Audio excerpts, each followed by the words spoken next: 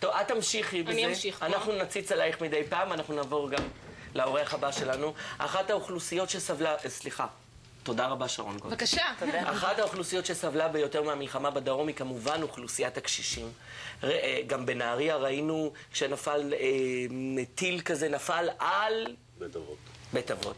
רשת הדיון המוגן עד 120 פתחה את דלתותיה והזמינה את תושבי הדרום להתארח שם עד שהעניינים יחזרו למסלולם, מה שאומר שאנחנו מקווים שבימים אלה כולם חוזרים לבתים שלהם. שלום למנכ"ל הרשת, עידו נירן. שלום, בוקר טוב, בוקר טוב. מה זה עד 120?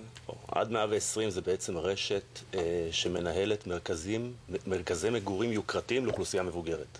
יש לנו היום בעצם 3 מרכזים, 2 פעילים בראשון לציון ובהוד השרון, והשלישי בקרבת מקום לכאן, ברמת החייל, שנמצא בשלבי בנייה מתקדמים ואמור להיפתח בינואר 2010. עכשיו, זה כמו הבית אבות של פעם? ממש לא. אז זהו. ממש לא. אני יכולה להעיד באופן אישי, סבתא שלי, זכרונה לברכה, הייתה דיירת עד 120. בהוד השרון, נכון. זה לא כמו בתי אבות שלי. זה שכל אחד מהם גר בתוך חדר שלו? זאת קודם כל, זה לא חדר, זאת דירה. בדיוק. ודבר השני הוא בעצם עוברים לגור בדיור מוגן או במרכזים כאלה, בניגוד לבתי אבות, החיים ממשיכים רגילים. הם חיים כאילו חיו בביתם הפרטי, יש חלק שגם עדיין עובדים. שזה מה שהם לא מבינים. זה לא בית אבות של פעם שכולם חיים באותו חדר. ממש לא. כאילו יש לך, לא כאילו, יש לך את הדירה שלך, ואתה יכול גם ליהנות, היות וכולם גרים באותו בניין, אתה יכול ליהנות מהחברה של בני גילך. אז זה אחד מהיתרונות. קודם כל, בוודאי, קודם כל, החיים ממשיכים רגיל. בבית אבות יש סדר יום של ארוחות וכן הלאה. פה אין, פה כל אחד מכתיב לעצמו את סדר היום וחי את חייו. ההבדל הוא, היתרונות, בוא נגיד, שדיור מוגן נותן הם רבים. הביטחון ליהנות, אנחנו קוראים לזה הביטחון ליהנות. יש בעצם 4 דברים, או 4 דגשים בנושא של ביטחון שאנחנו שמים אותם בצורה מאוד ברורה. שיש קודם כל ביטחון, גם ביטחון פיזי. ביטחון פיזי שגם מתקשר טוב מאוד לעניין הזה של באמת הקליטה של אותם תושבים מהדרום בתקופה כזאת שהייתה עם כל הטילים והזוועות האלה בתקופה הזאת. באו אלינו, נרגיעו, ישנו לילה שלם, מה שלא היו רגילים לעשות קודם.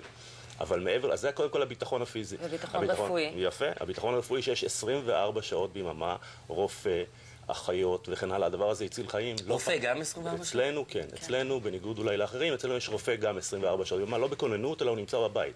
אוקיי. וזה ממש דבר שהציל חיים יותר מפעם אחת. נו, ברור. בפירוש, וזה מרגיע ונותן את הנחת ואת השקט שהוא אי אפשר לקנות אותו בכסף. יש גם שירותי הסעדה, חוץ מאשר המטבחים הפרטיים שיש לאנשים? יפה, אז יש קודם כל באמת בכל דירה. הדירה היא דירה לכל דבר. דירה שיש בה מטבח, ואנשים עושים ומכינים לעצמם את הארוחות. יש זוגות, יש בודדים וכן הלאה שמכינים לעצמם. אבל השאלה אם יש גם חדר אוכל שאתם יכולים. יש גם חדר אוכל או מסעדה יותר נכון. יש מסעדה שהם יכולים להשתמש בה ברצונם איך שהם רוצים. יפה. תראה, יש לי היום חיזוק, כי טל מכירה את זה ממקור ראשון, וזה באמת ככה. יש מסעדה פנטסטית שהיא נותנת להם את האפשרות שאם אתה לא רוצה לטרוח ואתה לא רוצה לעבוד, יש לך את האפשרות לרדת למטה ולאכול ארוחת צהריים בצורה פנטסטית. מעבר לזה יש גם קפיטריה נהדרת, זאת אומרת, אתה יכול לארח בלובי, הטרקלין הוא מדהים. באים, מארחים, משפחה, חברים, ואתה מרגיש שיש לך עוד שטח, אומרים הדירה הקטנה, אין דירה קטנה. אז קודם כל טוב שיש את האופציה המאושרת הזאת, באמת.